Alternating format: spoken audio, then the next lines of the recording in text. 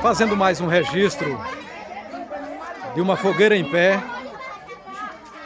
na Rua da Boa Vista, hoje Rua Gregório Silva.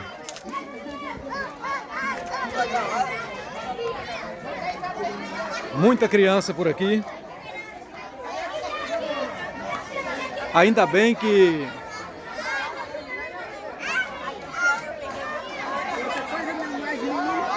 a Rua da Boa Vista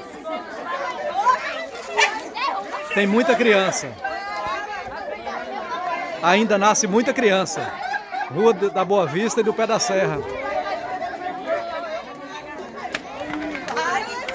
A gente estimava que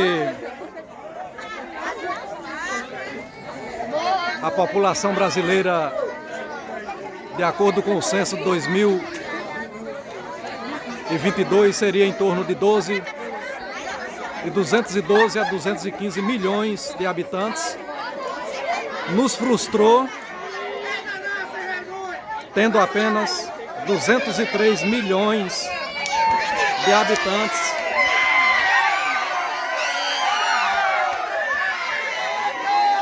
Se o crescimento da população brasileira seguisse de acordo com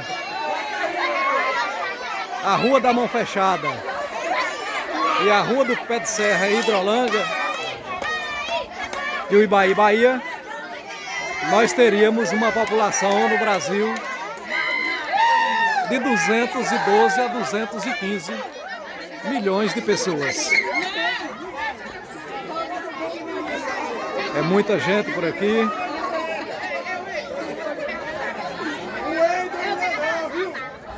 Neste dia 30 de junho, ainda é uma comemoração do São Pedro, que foi ontem.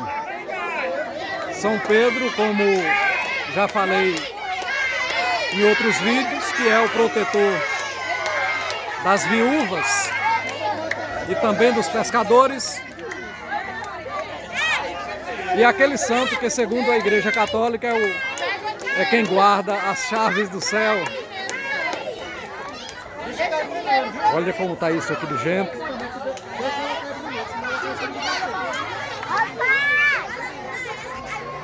Criançada esperando. Tem muita gente grande aqui também.